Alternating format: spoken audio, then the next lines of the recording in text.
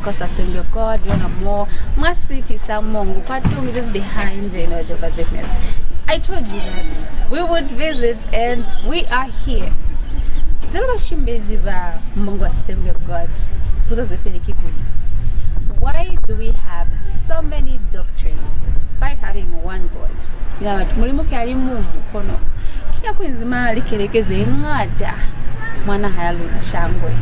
Does that mean the Christian community is not united?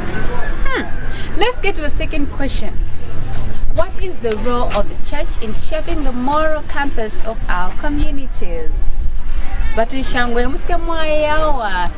with us, Linzwi La Mina, as we have this conversation, as we get to find out why we have so many doctrines and what is the role of the church.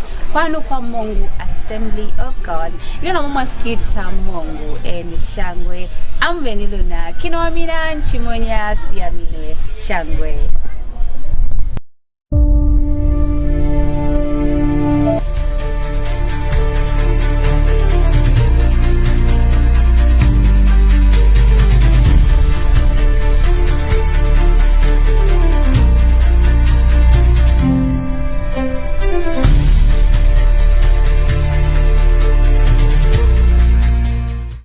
Steven, I'm a member of Mungu Assemblies of God.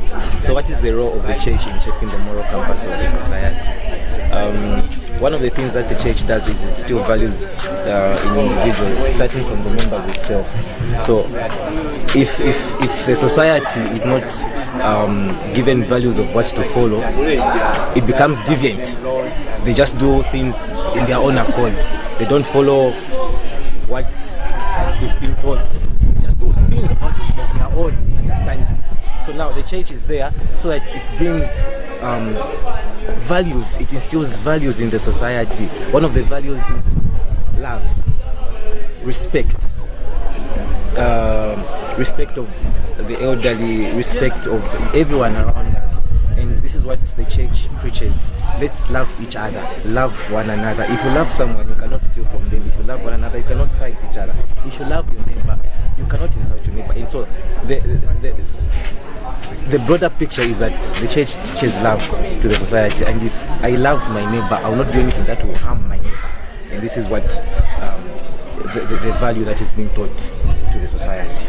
There are a lot of values that are being taught, but I'll just ponder upon love, because love covers everything. If I love you, I will not do you harm at all.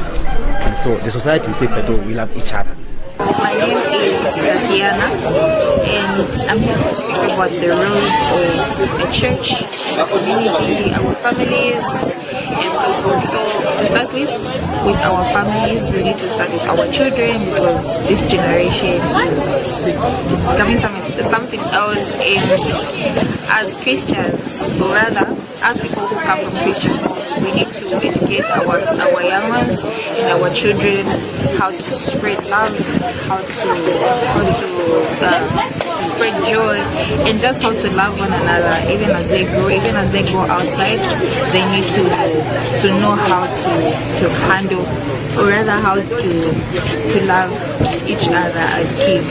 Then also the role of a church in a community also comes about by bringing peace in terms of trouble and in terms of confusion. As a church, we are the ones who are believed to be people who bring peace and joy amongst ourselves.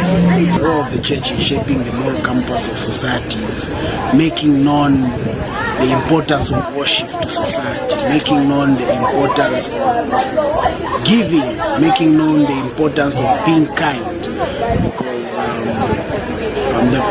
I'm reminded of a verse in the Bible where Jesus once mentioned that I was once sick and you didn't come and visit me. I was once in prison and you did not visit me. So what he meant there was, as Christians, we need to be able to take matters into our own hands. We need to be able to feed the hungry. We need to be able to clothe the poor and just show love.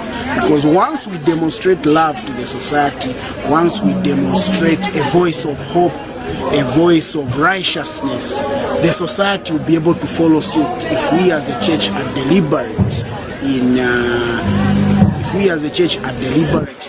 demonstrating these godly morals, we have a great commission by our Lord Jesus, where he told us to go and make disciples of all nations. So we need to guide the society in the way of the Lord, in the values of our society, how they should live, how they should take care of themselves. Again, at the church, we have a duty to save one another. We need to be there for each other. We need to be there to guide one another, so that all of us will become responsible citizens, citizens who are accountable for our acts and our duties. So as a church, we are a mirror to our society. Whatever we do should reflect our Lord Jesus. Like Paul said, imitate me as I imitate Christ. So as a church, we have a duty to guide, to teach others about God and the way of life, that they should be responsible, they should behave well, they should be accountable, they should be a brother's keeper. Preach a word to them, now to help them transform their character and attitude. Yes, apart from that, you can also help them in terms of need, when they need of something, you are there for them, so that will help shape the character of the community. Yes, as Christians, we have been given the mandate to share the gospel, and as we know, the gospel is the good news of Christ. So what I personally believe is the good news, or the gospel itself, if it's shared to the community, it has its own way of bringing order and peace to each and everyone who hasn't heard it yet. So that's what I can say. Banana zaba kwa chechi nzawa babula abashemba bona bakone kuzundwela nasike bayiza mahani balatereleze bula Bible nzawa baluta bashemba bona bakone kuliteleza nikwa chechi bayize placards zeba kutazwa kwa chechi nikwa mandu basike bayiza bashemba bona mahani petoplo babona ukavande. With so much more decay, because we've got different ethnicity, we've got different people coming in and out of the country, and then we tend to get people's cultures, and we forget our culture. And as a church, we try and uphold what the Bible says, and in making sure that we groom up a community which is well shaped. We follow the principles of the Bible, because the Bible is, as we are children, we are told to say we should see the company that we're keeping. So for example, we encourage our parents, even as children are growing up, we should bring them to church. They will know the truth, because the Bible says train up a child in the way they should grow. So it's mostly it all starts from our homes, okay? Our homes, and the church just comes up. Maybe if you have not been going to church all the while, it will take time for you to synchronize and be a better citizen out there. But then again, we find that the church really grooms people who are responsible, who know things, who knows right from wrong, and the church is like a clinic for everybody. When you go to the clinic, you're hoping to feel better or to get home. You're sick, you receive medicine. So the teachings, all the things that we receive from church are basically to equip us to be better for our community. The church basically has got a duty, or rather a role, to ensure that we maintain the moral compass of the nation and the people. So it acts as a compass and a guide to the nation. All right. And how does it do that? It does that by ensuring that we maintain our culture, and also ensuring that we sustain the biblical principles that have been given unto us, in the sense that with the development, the things and with the development that is coming, the social media and the like, there's temptation that we might shift away from the moral direction that we need to do. So the church comes in the aspect that it provides a light and a shine and a guide to maintain that. Church, first you would say they say charity begins at home. Sometimes it all starts at home. Whenever we see our children misbehaving, and then we are just laughing and then ignoring the fact that they are misbehaving. So whenever the child is growing, we need to cancel that child, because you cannot cancel the child when she's above 10. When she's above 10, it's difficult for the parents to cancel that child or to school that child. Normally, when the child is misbehaving, you just have to start canceling our child and then being a responsible parents. And then what is going on in our nation or in our province here in Western, we've discovered that there's pregnancies, we are drinking. So as a church, we need to be teaching our children about God at home. Because charity begins at home. We need to teach them the importance of God, the importance of knowing Jesus, and why there is God, and why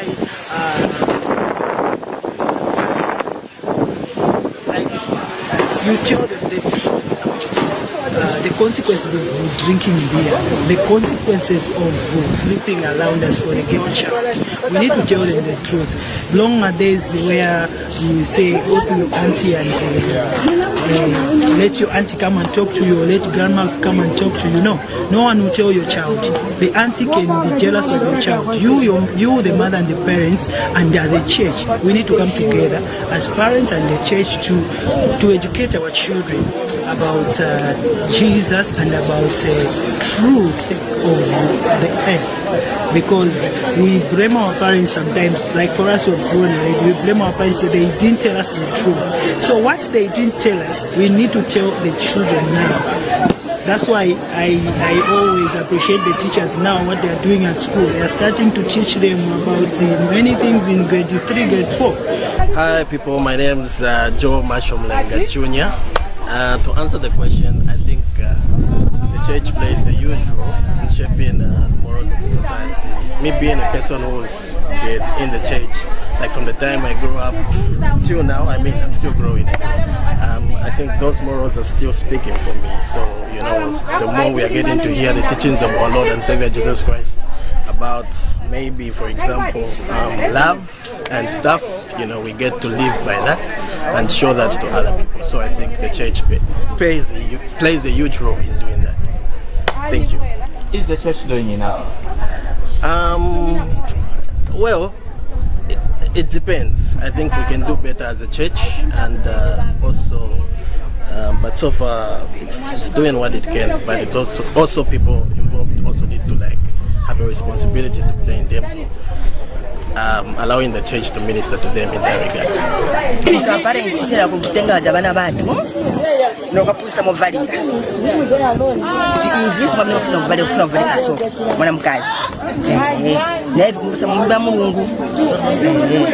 The church has a very big role to play in society, in a town, a city like Mongu, because you understand that there's a lot that is going on, and the church, this is where it's needed mostly to come in and maintain peace and offer lessons that even our young men and women, youths, teens needs to acquire from us. So this is where you find that the church needs to come in and pray that big law and make sure that there is peace everywhere.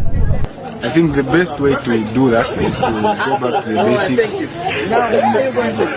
and learn how to love each other without judging, without making others feel like they're more sinners than us. And I think the church should be more practical in terms of understanding that, you know, sometimes the church has placed standards whereby sometimes the church feels like they are more on Jesus' side than the sinners, but I think we should break that bridge and make everyone feel loved and feel seen by Jesus, and let them know that Jesus is the reason why he died for them to be redeemed, and there's still hope. The church can, you know, just have a big heart for everyone and accommodate everyone. To preach Jesus, the love of God. My name is Mark Kawana Mabuku from Tabernacle of David, Springs of Worship Choir. Alright. What is the role of the church in shaping the moral compass of society? The church has a big role to play. I'll give you an example. I grew up from Sunday school. So when I was growing up, my mother always took me to attend Sunday school, and that's where I learned the basics of Christianity, giving, you know, faith, and all these other basic things that a Christian needs to grow and learn. So I feel like the church needs to infiltrate the communities in teaching the Word of God. How do we teach the Word of God? In social gatherings, we reach out. We go to the communities and reach out, preach the gospel of God. Tell mothers and parents the importance of training your child. So I feel like the church does play a very big role in shaping the moral code of society. Well, this is a great honor to be featured by Bulozi TV, and thank you for according this opportunity to address the issue of the church in its role of being a moral campus. So it's like the question is, how can the church sustain morality and be an authentic, I would use the word authentic in this regard, authentic guide. My selection of the word authentic is because we have seen in media whereby the church in some cases has not lived up to the standard, sometimes coming from even those who are in my club, the preachers of the gospel. And so we do see those. Well, it's not a strange thing, because from time to time we have seen that within the church itself people have failed God in a way, both pulpit and pew. Why is it so? It's because man is just mortal and salvation is by grace. Those very happenings prove to us that man can't save himself. The prophet Isaiah says, "Woe unto me, for I was conceived and born in sin." The Apostle Paul in Romans chapter 7 talks about, when I want to do what is right, I find myself doing something wrong. Then I say to myself, "Woe unto me, for I am condemned, I'm damned." But he puts a caveat. He says, "But thank God for Jesus Christ." So dwelling on the thank God for Jesus Christ is the fact that salvation is by grace. Salvation is by God's own mercy towards mankind. So both pulpit and pew are subjects of the mercy of God. That being the case, still God brings out another dimension. He says when he went on high, that's Jesus Christ, he gave gifts to men. First he called apostles, prophets, evangelists, pastors and teachers for the perfecting or for the edifying of the body of Christ. Then Paul says, those who are teachers of the word must be very careful that they don't become condemned themselves. Meaning that morality is still upheld highly by God. And much more those who are going to stand before others to teach this sacred word of God. So how can the church be? Number one, revisit the basics of our faith. Revisit the basics of our faith. What are those basics of our faith? We are all born in sin, but Jesus is the answer. And when we come to Jesus Christ, he does not just give us salvation by way of forgiving us, but his Spirit empowers us to walk a new way. And so in 2 Corinthians chapter 5, Paul exemplifies that by saying, if any man is in Christ Jesus, he is a new creation. The old has passed and everything has become new. So in that newness of life, believers must walk. And one of the signs of believers, Jesus said, if you love one another, the world will know that actually I sent you.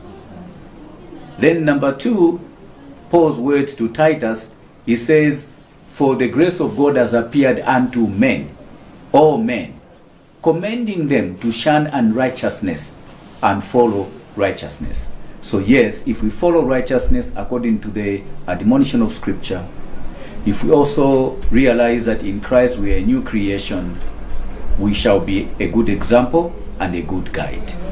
Jesus says, "You are the light of the world." No one lights the light and puts it under a bushel or under a table, but he puts it on the table so that everyone can be able to see.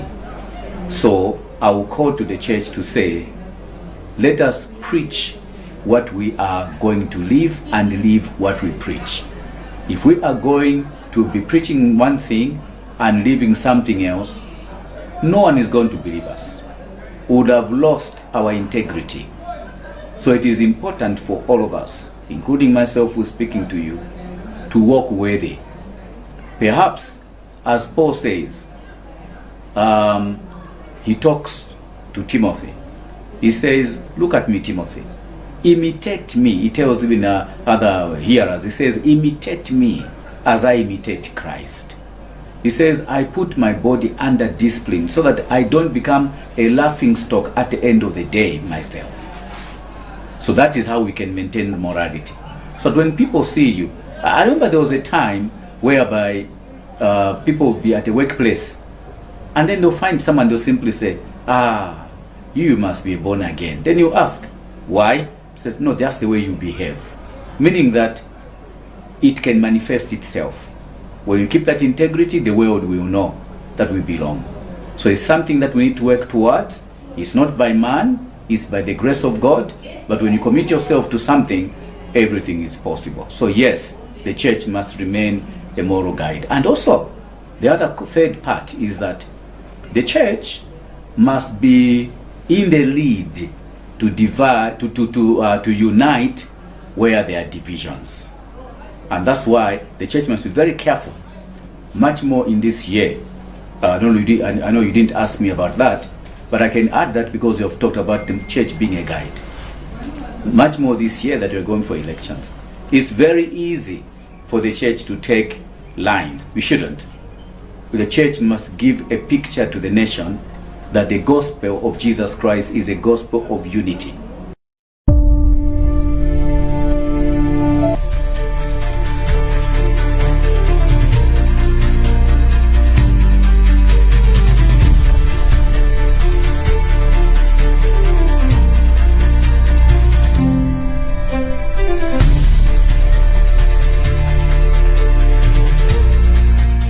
Take you back, I think, in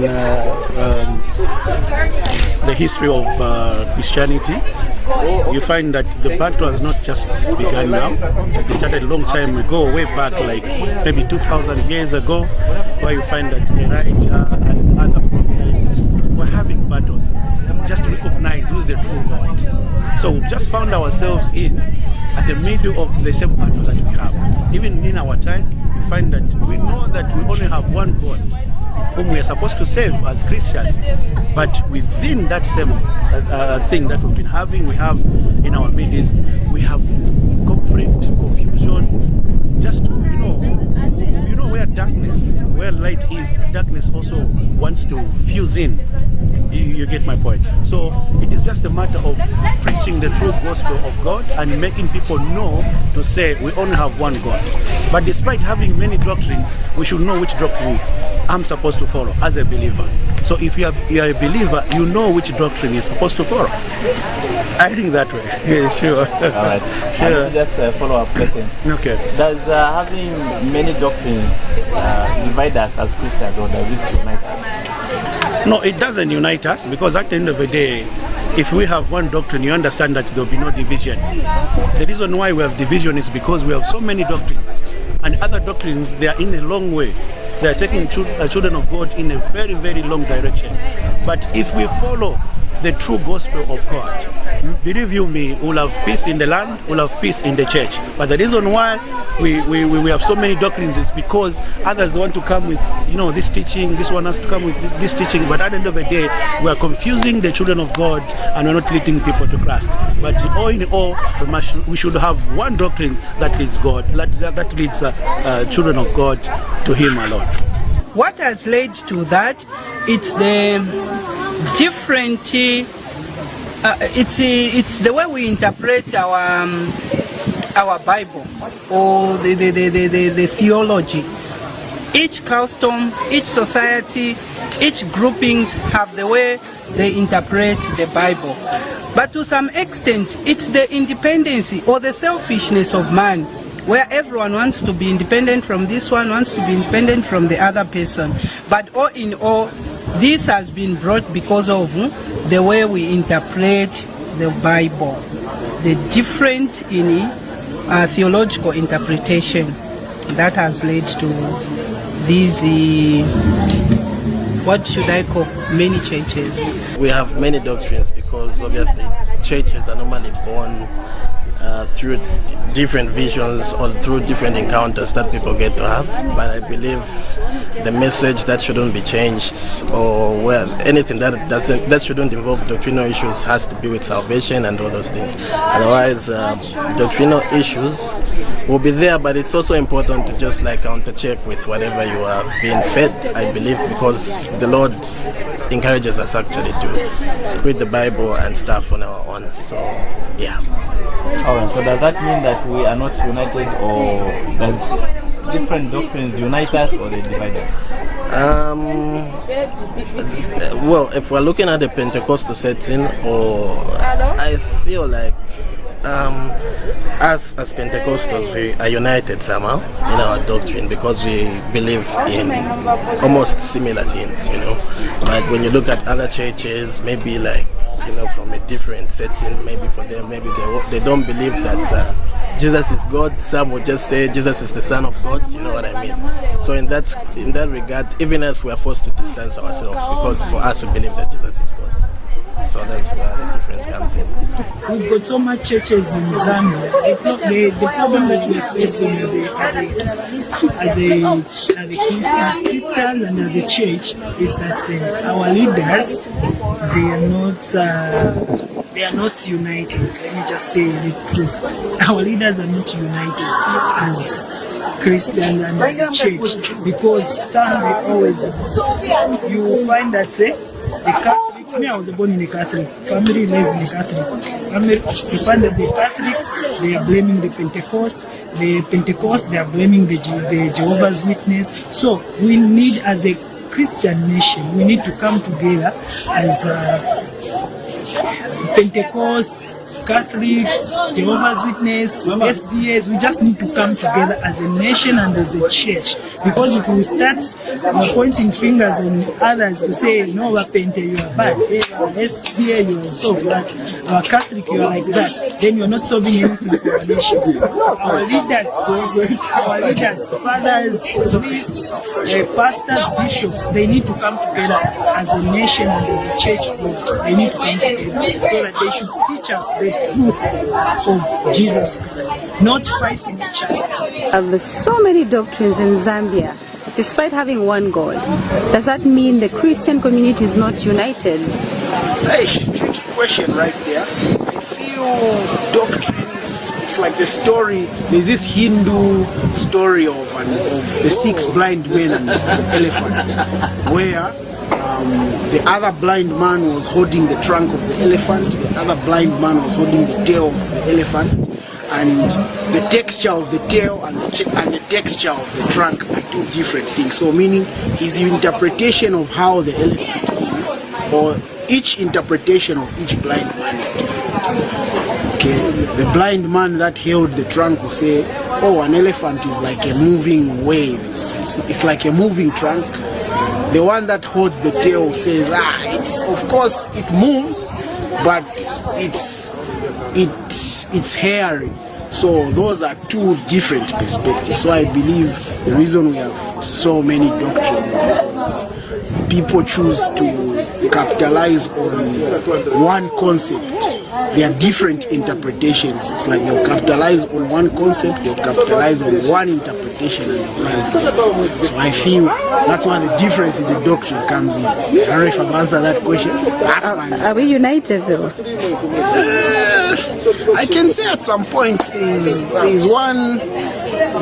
a point where we unite, and there is a point, because we believe, of course, where where the unity comes in is that we all believe that there is one God. We all believe that there is a power beyond the human nature. Of course, that is where the unity comes in. We acknowledge that there is a power that is above us.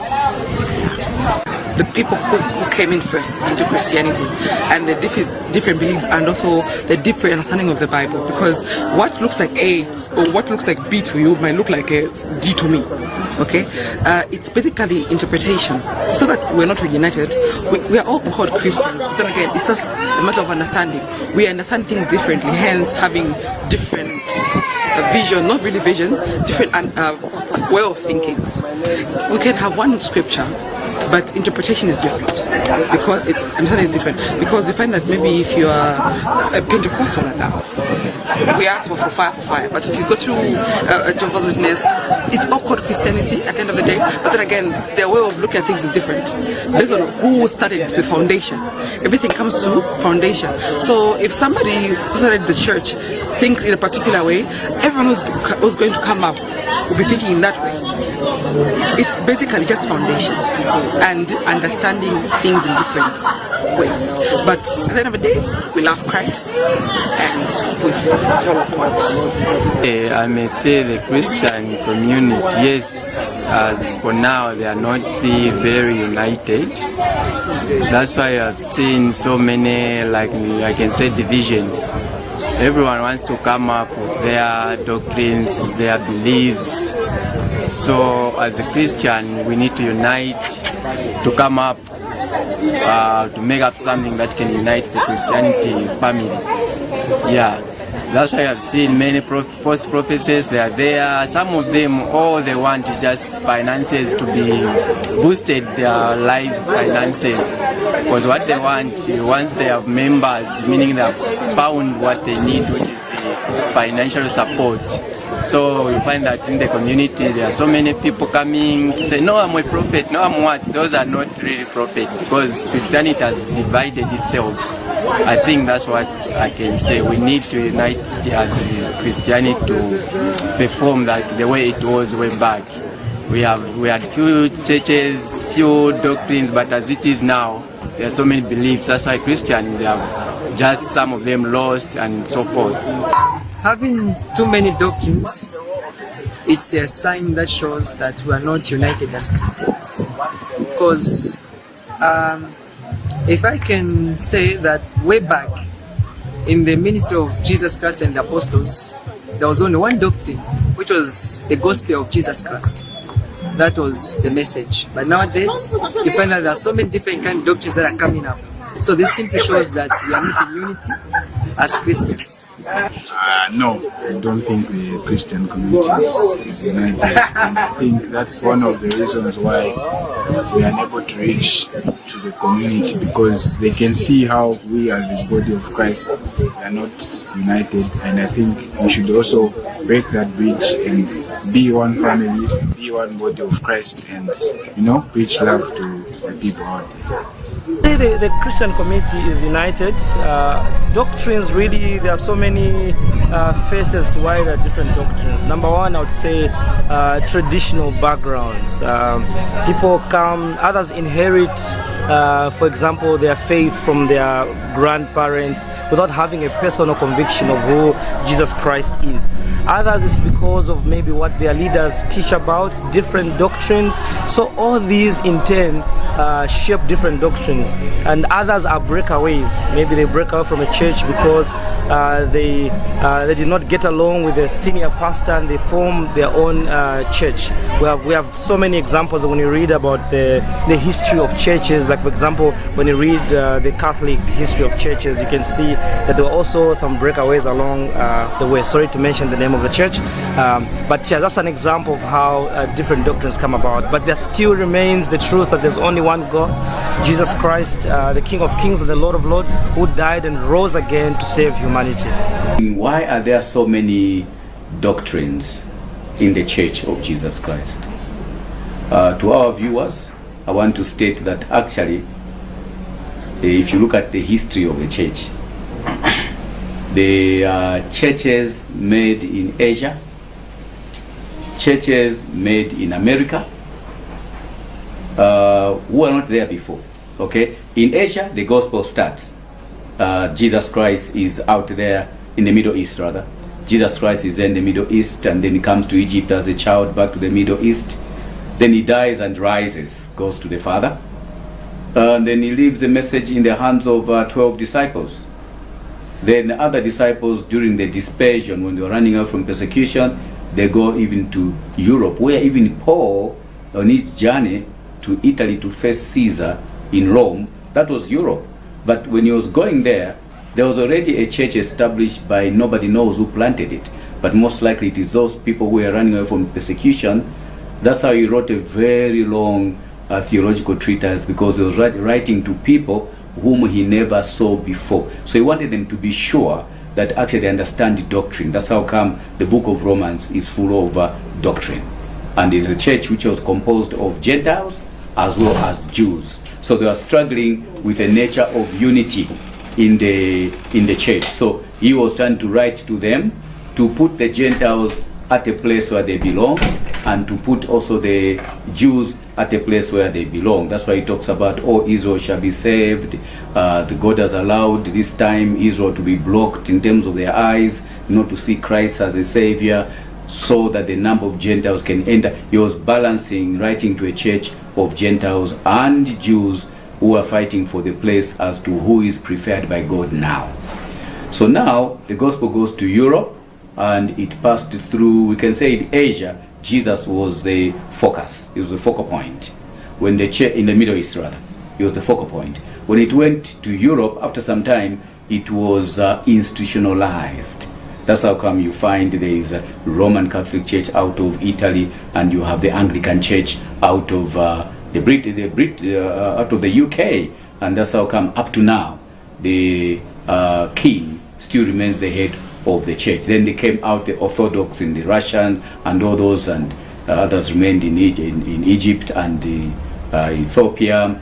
Those are they called the Orthodox churches. They call themselves the original churches because they sprang up from the early believers, as it were. But we saw that one church was there which was resilient. We were all Roman Catholics at the beginning. All of us were Roman Catholic. But quoting a book by one author who wrote a book, Divided We Stand, United We Fall. In that book he was trying to argue, to say how can the church remain pure in doctrine. So seemingly and unfortunately he seemed to have favored division. And in his argument he says that when we were united, the church backslid. The Roman Catholic began to emphasize other things. That's how come the crosses being worshipped was there. If you remember the building of St. Peter's Square, there was the selling of pieces of wood which came from the cross of Christ. But if you put all those pieces they sold, it would be a forest. But they were trying to raise funds for building the square in the Vatican and all that. So then Martin Luther comes up and he said this is false doctrine. That's how the Reformation came, because he argued that salvation is faith by faith only, not works, not buying pieces of wood, no. So by that Reformation, that was the beginning of the breaking up of doctrines. Otherwise in the initial it was one doctrine, but we collapsed under one, because now you have the worship of Mary, you have the other things and so forth. So consequently others argue that divided we stand. But to what extent is that true? I think it's a yes and no. Jesus spoke about unity. But was that unity in terms of doctrine? Or could you say Jesus never saw us dividing on doctrinal lines? But I would say that other doctrines came up, and then the church left Europe through the French Huguenots, who went actually to look for new land, running away from the control of the kings. That's why in America they don't want the name king. They don't want anything to do. They want liberty totally, because they ran away from the control of the kings. And so there other churches were born. Jehovah's Witness is made in America. Seventh-day Adventist is made in America. Mormons is made in America. Unification is Asia. But there are many others. These are made in America churches. but they have their own doctrines. So those doctrines will differ. One will esteem, for example, one day higher than the other. Others say this day is just okay and the like. So can we stop the differences in doctrine? As long as the human race is on earth, and as long as worship continues, people will still see a light that others never saw. But to what extent can we say that light is genuine? We have to go back to the written word of God. So I would urge my listeners to say, before you join a church, there are some signs that will make you know that this may not be right. If there's any elevation of another element, be it script or book, above the Bible, be careful when you join that. Because faith comes by hearing, and hearing the word of God. So where the word of God is not proclaimed, maybe people go there without a Bible and so forth. Be careful. Maybe you put a Bible aside and you elevate a book more than the Bible. Be very careful. This happens with everyone. Others, they guide the entire organization by booklets at the expense of the Bible. So yes, the question is, why are there so many doctrines? It's because one man said, divided we stand, united we fall. Coming from the regret of what became the norm then, but misled all of us, up until the Reformation by Martin Luther. Now Martin Luther, let's credit him for something. Because of Martin Luther, other churches were born, Baptist, SDS and the like and so forth. Later on, Lutheran Church itself in Germany and the like, those reformers, Zwingli, John Calvin, Martin Luther, and all those. They, Arminius, all those, they helped to shape up what we have today as the doctrine. So look for sound doctrine. The basic interpretation of what sound doctrine is basically these things I'm going to mention. Number one, salvation must be proclaimed that it is only obtained through faith in the Lord Jesus Christ, who was born through the Virgin Mary, suffered on the cross, died, was buried, and on the third day he rose from the dead and is coming back for his own people. That is a summary of sound doctrine. If anything comes in between to say you need to have another thing for you to do to be saved, no, it can't work. Because it's very clear in the book of Ephesians to say we are saved by grace, not of works. This is the mercy of God which is shown to man. So that's a summary of what I can say as to why there are many doctrines and why we must be very careful before we follow. We must look at sound doctrine, which is exemplified in what I've just mentioned. Thank you. It's a joy to have this opportunity to speak about the unity of the faith and also concerning doctrines. We'll be very careful in choosing where you go, because it's the only thing that you can do on earth that determines your destiny. You can end up in a wrong place at the end of the day and get shocked, because lostness, you can be sincere but very lost. That's how come the word of God itself must be premium and not a literature written by anybody. In fact, even those who do devotion, I would warn them. There are good books like Rhapsody of Reality. Don't replace it with don't replace your personal Bible reading and study with some devotion from an individual. You shouldn't. You must seek God yourself. You shall find him in the word. It is important.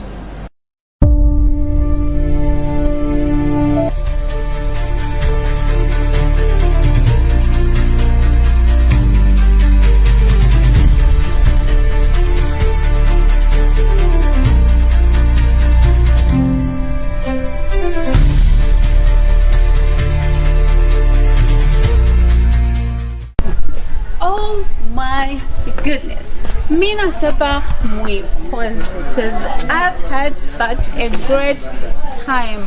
Komungu Assembly of God, Pentecost Assembly of God, Mama Speak Samongu, Mwikozi, Mina Sepa Mwikozi, Mina Sapiri, Nimera Kufita Witumero Shankwa Keleke ya Mongo Assembly of God, right, Tumera Kwaba, Derika Fela Shangwe, Mwezi Hande. We thank you so much, Baunga Ongiva.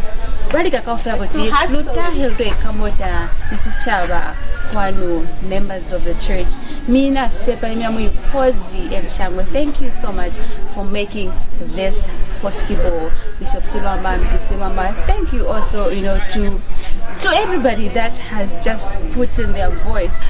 Thank you so much. Kumina kaofela Shango baba is a participate mu Bulezi kakuli kiswano la Mina. Kuli mazwa Mina autwa hale. This one was like our first ever episode that we come to the church. Hangataru hanga mama communities no manila landa. Kachana lotie kwa kereke. Kuna moyo we have to hear, different voices from different places, because that's what we are all about. We'll batakuta Linzwi La Mina kuti muambola fanyi and Shangwe. So kino mina nchimonya siaminwe batakuta weitume Shangwe kubo manjine na balunda bo Bruce Mipihi Masalela Stroke, my director. Thank you so much. And on behalf of the entire Bulozi TV production crew, thank you so much. And to you who always follow us on our social media platforms, our Facebook, TikTok, YouTube. We even have a WhatsApp channel. Thank you so much. Get interactive with us because we'd like to hear from you. It is our joy because you are already the Bulozi TV family. Big ups to you all. VIP. Should we get into the next session? I feel like getting to the next session. Don't worry about it.